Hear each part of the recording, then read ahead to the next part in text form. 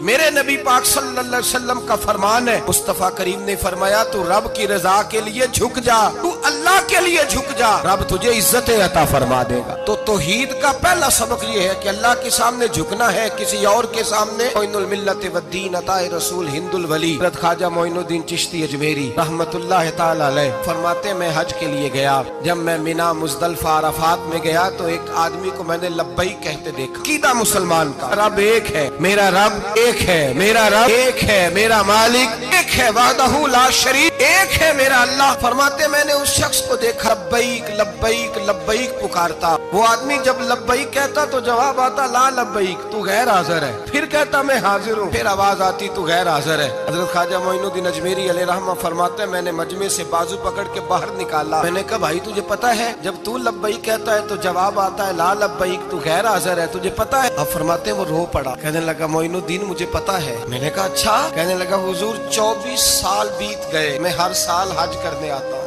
یہ میرا 24واں حج ہے، اور ہر سال آ کے کہتا ہوں لبیک لبیک، میں مصطفیٰ کریم کا وسیلہ لیے حاضر ہوں، لبیک لبیک۔ یہ بے نیاز ہے، ہر سال مجھے کہتا ہے لا لبیک، تو غیر حاضر ہے، ہر سال کہتا ہے۔ خواجہ صاحب فرماتے ہیں اس کی بات سنی تو میرے وجود کے رونگٹے کھڑے ہو گئے۔ میں نے کہا پھر تو ہر سال آ جاتا ہے، ہر سال ہی آ جاتا ہے، 24 سال ہو گئے ہر سال۔ فرماتے اس نے توحید بیان کی تو میری چیخیں نکل گئیں، میدان عرفات میں کھڑے ہو کے اس نے توحید کا اعلان کیا تو میرا وجود تڑپنے لگا، آہیں اور سسکیاں نکلنے لگیں۔ کہنے لگا معین الدین ایک ہی تو رب ہے، یہاں نہ ہوں تو کہاں جاؤں، تو کوئی اور رب بتا دے میں وہاں چلا جاتا ہوں، اب ہے ہی ایک، کہیں اس کے دروازے پہ رکھے تب بھی ٹھیک ہے، نہ رکھے بھی اس کی بے نیازی ہے یہی، کہاں جاؤں، اس کے دروازے پہ جھکوں، یہی میرا مالک، یہی میرا خالق، یہی میرا رازق۔ خواجہ صاحب فرماتے ہیں میں وہاں کھڑا تھا، عاطف غیب سے آواز آئی معین الدین تو پیچھے ہٹ جا، یہ میرا اور میرے بندے کا معاملہ ہے، تو اس کے بیچ نہ آ،